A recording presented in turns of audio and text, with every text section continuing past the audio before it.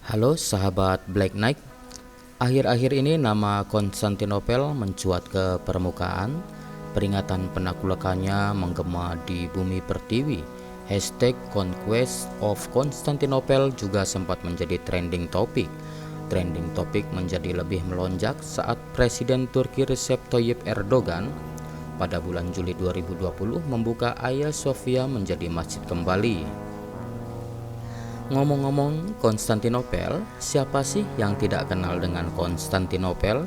Kota yang kini lebih dikenal dengan nama Istanbul dan telah menjadi bagian negara Turki. Bak seorang perempuan cantik, kota Konstantinopel membuat siapa saja terpesona. Keistimewaan, kemewahan, dan kekokohan berpadu menjadi satu. Maka tak heran banyak yang menginginkannya. Napoleon Bonaparte saja mengatakan bahwa kalaulah dunia itu menjadi sebuah negara, maka kota Konstantinopel inilah yang paling layak menjadi ibu kota negara. Konstantinopel sangat terkenal dengan negeri yang kaya raya, memiliki kekayaan yang berlimpah, orang-orangnya hidup makmur, bangunannya tak tertandingi dan megah dengan fasilitas yang sangat wah. Konstantinopel menjadi kota dan negeri nomor satu di masanya. Dikatakan oleh Sir Devil Hadrian, kekayaan di Konstantinopel tak akan ditemukan di seluruh dunia. Betapa banyak orang kagum dengan keindahannya. Mosaik-mosaik dan emas menghiasi setiap gereja dan istana. Hagia Sophia, bagi yang belum mengenal Hagia Sophia adalah gereja yang ada di Konstantinopel yang sangat indah pada masanya. Dan kota Konstantinopel juga bukan hanya kaya, tetapi dia juga adalah kota dan negeri yang sangat kuat. Konstantinopel dikenal dengan kota terkuat di dunia di masanya. Benteng dan temboknya kokoh, 192 menara mengelilinginya, ditambah lagi dengan Selat Bosporus, Laut Marmara, dan Golden Horn. Tiga sisi ini masing-masing dipasang rantai besar sehingga kapal-kapal musuh sulit menembusnya. Itulah sebabnya tak ada yang mudah memasukinya, karena pertahanan yang dimilikinya benar-benar sangat kuat dan nomor satu di masanya. Sekilas pendahuluan Konstantinopel atau Bizantium. Kenapa mengulas tentang Konstantinopel atau Bizantium? Karena pada saat ini Black Knight akan memberikan alur cerita film Fateh 1453. Film ini menggambarkan peristiwa penaklukan Konstantinopel. Yuk kita lihat bagaimana alur ceritanya.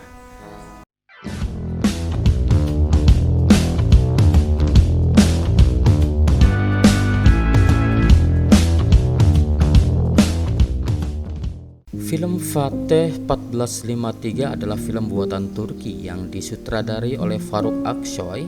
Film ini sebenarnya diluncurkan pada tanggal 16 Februari 2012 ya. Momen ini diriwayatkan dari sebuah hadis dan dijadikan pembukaan alur cerita, sekaligus mengisyaratkan bahwa seluruh visualisasi yang disajikan adalah bentuk adaptasi dari kisah nyata yang terjadi ratusan tahun silam. Saat itu tentara Kesultanan Utsmani di bawah komando langsung dari Sang Sultan Muhammad II mampu menaklukkan kota dengan pertahanan terbaik di dunia, yaitu Konstantinopel. Identitas filmnya berjudul Fateh 1453. Jenis filmnya adalah film epik. Produsernya adalah Faruk Aksoy sekaligus menyutradarinya. Penulis naskahnya adalah Attila Engin, sedangkan pemeran film Fateh 1453-nya Devrim Evin sebagai Sultan Al-Fatih, Ibrahim Selikoy sebagai Ulul Batli Hasan, Dilek Serbes sebagai Era. Film ini diawali dari sebuah visualisasi hadis ketika dikatakan bahwa ketika kami duduk bersama dengan Abdullah bin Amr bin As, beliau ditanya tentang kota manakah yang akan futuh atau dikuasai, Konstantinopel atau Roma. Abdullah bin Amr bin As meminta diambilkan kotak miliknya yang ada lubangnya dan mengeluarkan kitab dari dalamnya dan berkata, Abdullah berkata bahwa ketika kami duduk di sekeliling Rasulullah untuk menulis, tiba-tiba Rasulullah ditanya tentang kota manakah yang akan futuh terlebih dahulu, Konstantinopel atau Roma. Rasulullah menjawab, kota Heraklius terlebih dahulu. Maksudnya di sini adalah Konstantinopel. Hadis riwayat Ahmad. Lalu pada perjalanan sejarahnya, Kekaisaran Romawi terpecah menjadi dua, Katolik Roma di Vatikan dan Yunani Ortodok Bizantium di Konstantinopel. Kok tidak ada Kristen Protestan? Ya memang saat itu belum lahir ya mas bro. Lanjut ke filmnya, digambarkan dalam film tersebut seorang ulama berkata bahwa kota Konstantinopel akan jatuh ke tangan Islam. Pemimpin yang menaklukkannya adalah sebaik-baik pemimpin, dan pasukan yang berada di bawah komandonya adalah sebaik-baik pasukan. Pada saat Mehmed II dilahirkan, yang diberikan kemuliaan untuk menjadi penakluk di usia 21 tahun, banyak keajaiban yang terjadi. Banyak kuda yang melahirkan bayi kembar, hasil bercocok tanam dipanen 4 kali setahun, cabang-cabang melengkung hingga ke tanah karena berbuah banyak. Komet pun terlihat di daerah Konstantinopel di tahun yang sama pada siang hari, yang diramalkan sebagai petanda bahwa tembok pertahanan kota Konstantinopel akan runtuh. Pada tanggal 29 Maret 1432 di kota Edirne, Turki, lahirlah anak dari Sultan Murad II. Beliau memberikan nama Mehmed atau Muhammad Al-Fatih sebagai penghormatan kepada Rasulullah. Di film tersebut digambarkan bahwa Sultan Murad II dikabarkan tentang kelahiran anaknya dan beliau sedang membaca Al-Quran surat Al-Fatih. Sultan Mehmed masih berusia 12 tahun saat dia naik tahta. Ini dikarenakan Sultan Murad II yang tak mampu menyelesaikan perang dingin antara para penasehat dan pemberontaknya memutuskan menyerahkan tahtanya kepada putranya Mehmed setelah kematian putranya Aladin yang tak disangka-sangka. Namun Perdana Menteri Halil Pasha membuat Sultan Murad II kembali berkuasa sebab adanya kemungkinan ancaman dari tentara salib lainnya, dan Mehmed dikirim ke Saruhan Sanjagi. Pada saat Sultan Murad II meninggal dunia, Sultan Mehmed dipanggil kembali ke Edirne untuk menaiki tahta kembali.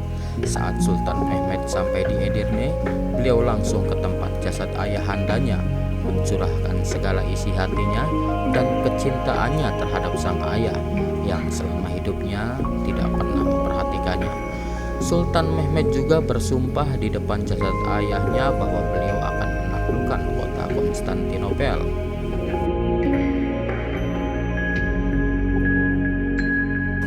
Berita wafatnya Sultan Murad II akhirnya sampai kepada Kaisar Konstantinopel.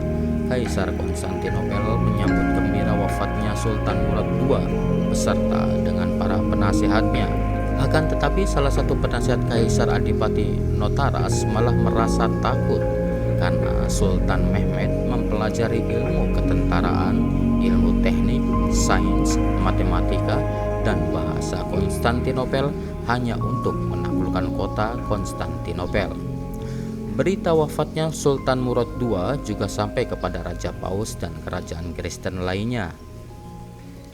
Di awal masa pemerintahan kedua Sultan Mehmed, banyak penduduk yang meragukan kepemimpinan beliau karena sebelumnya beliau pernah digulingkan dari kekuasaannya. Tapi Sultan Mehmed malah mengangkat Halil Pasha sebagai Perdana Menterinya, orang yang telah menggulingkannya dari tahta. Ini memberi kabar gembira kepada para pemberontak untuk menggulingkan kerajaan Utsmaniyah dan menghabisi Bani Utsman.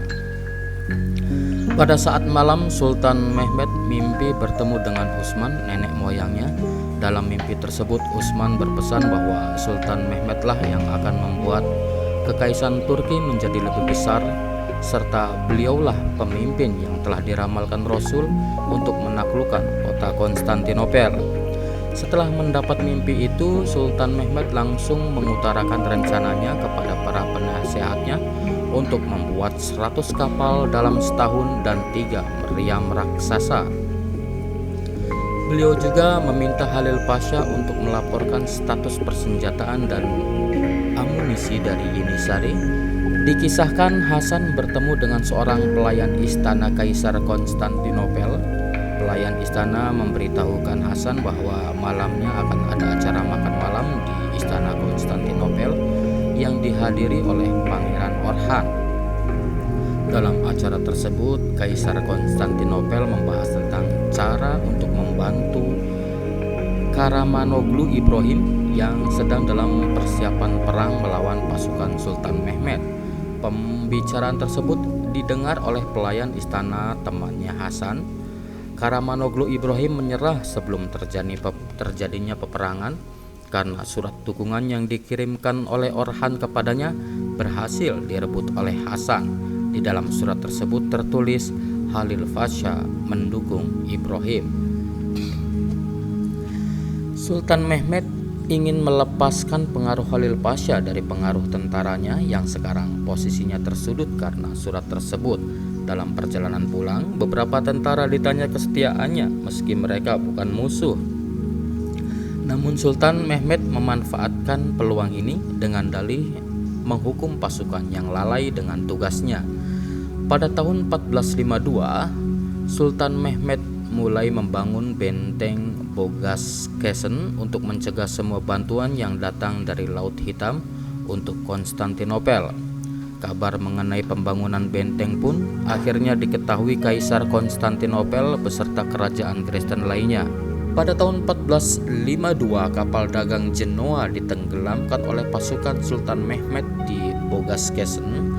Hal ini membuat Kaisar Genoa murka dan mengirim tentara bantuan ke Konstantinopel yang dipimpin oleh Giustiniani dengan melewati laut yang dibantu oleh Paus untuk membantu melawan serangan dari tentara Sultan Mehmed.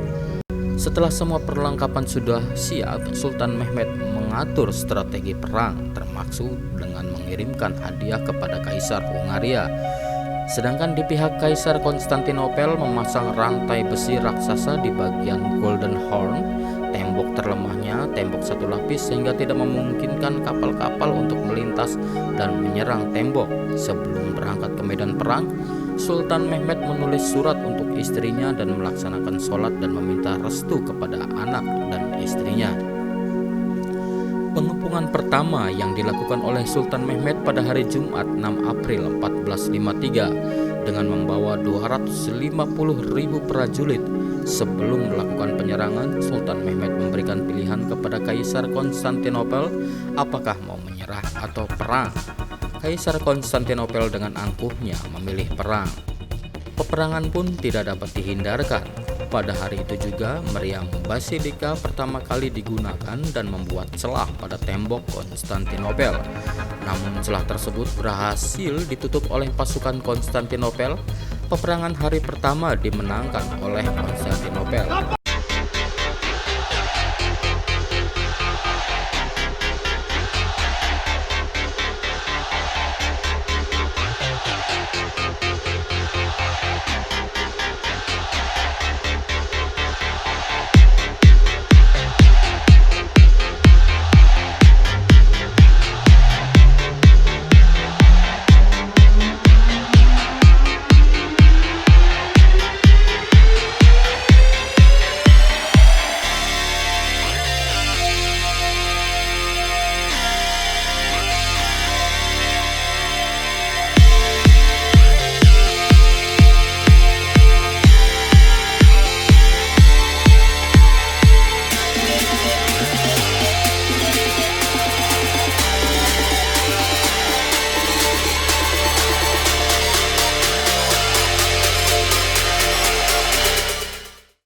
Setelah 5 hari penyerangan pertama, Sultan Mehmed memerintahkan kepala penggali Mustafa untuk membuat terowongan. Namun hal tersebut ketahuan oleh pasukan Konstantinopel, dan setelah 12 hari penyerangan pertama, Sultan Mehmed memanggil Hasan untuk melakukan serangan kedua pada malam hari. Serangan ini juga gagal dan hampir membuat Hasan tewas dalam serangan ini.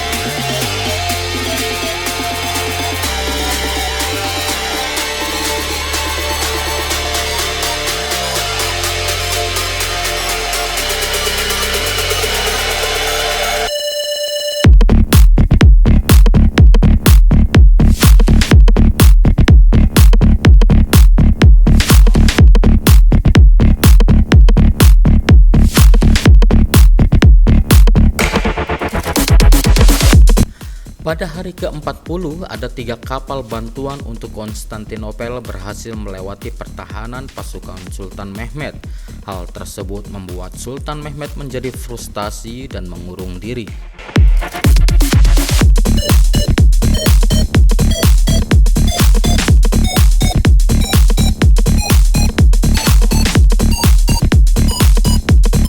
Halil Pasha dan Ibrahim juga berencana ingin berkhianat dan kembali ke Edirne. Namun, dia dikecam oleh Zaganos Pasha dan menyatakan bahwa Sultan Mehmed akan memenggal kepala Halil Pasha jika dia melaksanakan niatnya. Pasukan Sultan Mehmed juga merasa frustasi dan menganggap sultan mereka buta. Tetapi Hasan datang dan marah kepada pasukannya yang mau berkhianat.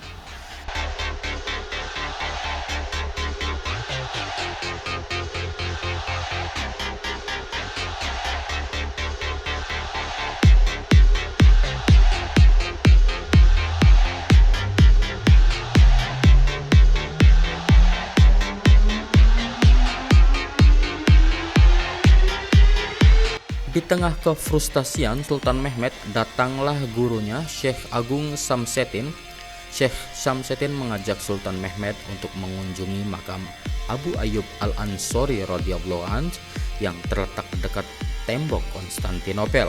Abu Ayyub pernah ikut dalam pengepungan Konstantinopel bersama pasukan Islam. Beliau tidak pernah meninggalkan tempat tersebut hingga akhir hayatnya.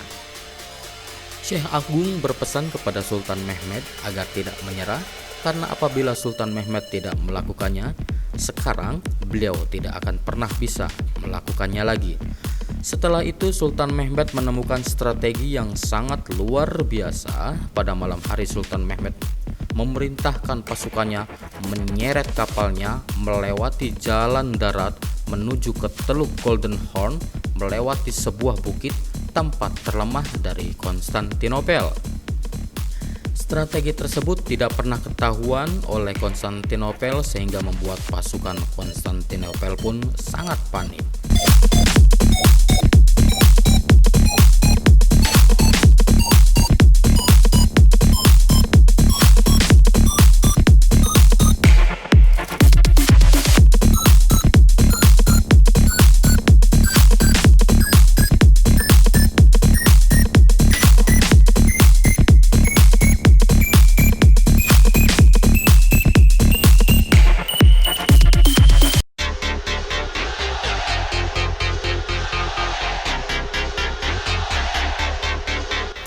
Sebelum melakukan serangan secara besar-besaran pada malam harinya, Sultan Mehmed berpidato memberikan semangat kepada ribuan pasukannya yang tersisa. Salah satu kata-katanya dalam pidato tersebut adalah, "Kemuliaan hanya bisa dicapai dengan keyakinan."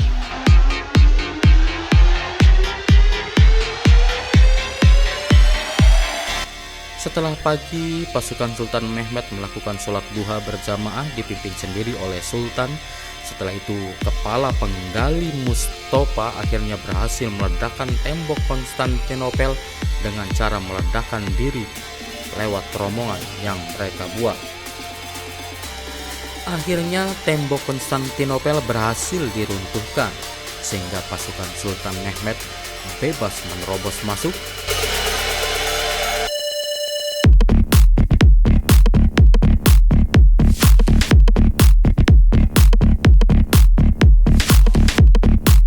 Dalam kisah terjadi kisah heroik yang dilakukan oleh Hasan yang berhasil membunuh Giustiniani, tentara elit Romawi yang membantu Konstantinopel. Di sini juga terdapat adegan heroik Hasan yang berhasil mengibarkan bendera Utsmaniyah dengan anak panah yang berada di tubuhnya. Akhirnya Hasan tewas setelah mengibarkan bendera, meninggalkan Era dan anaknya yang berada dalam kandungan.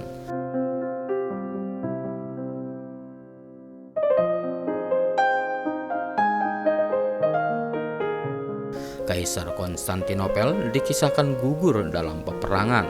Sejak saat itu, wilayah Konstantinopel resmi diambil alih kembali oleh Muslim.